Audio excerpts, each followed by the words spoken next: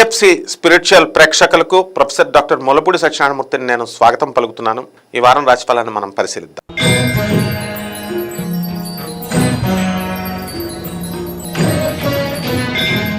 ధనుస్సు రాశి. ఈ ధనుస్సు రాశి వారికి ఈ వారం మనకి బుధుడు జన్మంలో, మరి ధనస్థానంలో చక్కగా రవి, అలాగే జన్మంలో కుజుడు, వ్యయంలో మనకి శుక్రుడు ఉండడం.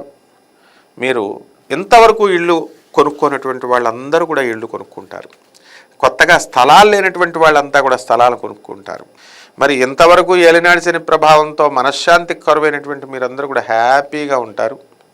అర్ధాష్టమ రాహు మీకు అనేకమైనటువంటి టెన్షన్లను తెచ్చిపెడతాడు. దీనికి కారణం ఆ గ్రహం ఎక్కడో రాహుగ్రహం పైనుంచి వచ్చి మరి క్రిందకి రావడం కాదు, మీకు మీరే అన్నెసరీ విషయాల్లోకి ఇన్వాల్వ్ అవుతారు. కాబట్టి ఈ అన్నెసరీ విషయాలు అనేటటువంటివి మీరు తగ్గించుకున్నట్లయితే మీకు ఆ టెన్షన్స్ అనేటటువంటివి ఉండవు. అలాగే పంచమ స్థితిగతుడైనటువంటి గురుడు వాట్నాట్ అన్ని రంగాలలో కూడా మీరే మోనోపలిజం అనేటటువంటిది మెయింటైన్ చేస్తారు. సకల శుభాలని ఇస్తాడు, ఆస్పీషియస్ రిజల్ట్స్ని ఇస్తాడు. మ్యాలిఫిక్గా ఉన్నటువంటి ఆల్ ప్లానెట్స్ని కూడా మీకు ప్యాసిఫై చేసి ఈ యొక్క గురుడు మిమ్మల్ని దృఢ సంకల్పంతో, నిజాయితీతో, ఒక ఏకీకృతమైనటువంటి లక్ష్యంతో మిమ్మల్ని ముందుకు తీసుకెళ్తాడు. అదేవిధంగా విద్యార్థులు చక్కగా మీరు చదువులో ముందంజలో ఉంటారు. కోరుకున్నటువంటి విశ్వవిద్యాలయాల్లో మీకు సీట్లు రావడం జరుగుతుంది.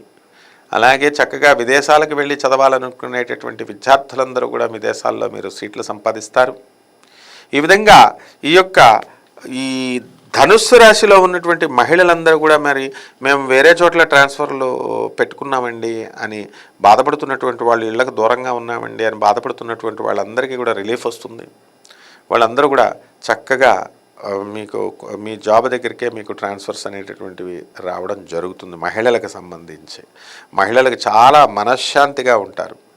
కాబట్టి అన్ని పనుల్లో కూడా మీకు చక్కగా మీకు ఆనందదాయకంగా మీరు పూర్తి చేసుకోగలుగుతారు. ప్రభుత్వం నుంచి సబ్సిడీలు రావడం ప్రారంభమవుతాయి. ఆల్రెడీ చిన్న చిన్న జర్నీలు లాంటివి ఫ్రీగా ఎంజాయ్ చేస్తున్నారు.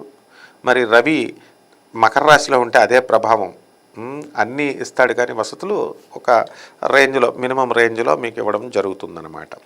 కాబట్టి రెమెడీస్ దగ్గరికి వచ్చేసరికి రవి జపం చేయండి, రవి స్తోత్రాలు చదవండి, రవికి కిలోంపావు గోధుమల్ని, తర్వాత ఈ యొక్క ఆరెంజ్ కలర్ అది లేకపోతే కనుక పసుపు రంగు ఉన్నటువంటి వస్త్రాన్ని పేద బ్రాహ్మణులకు దానం చేయడం ద్వారా మీకు రవిదోషం పోతుంది. ఆదిత్య హృదయాన్ని చదవండి, సూర్యనారాయణమూర్తికి అష్టోత్తరం అది చదువుకోండి.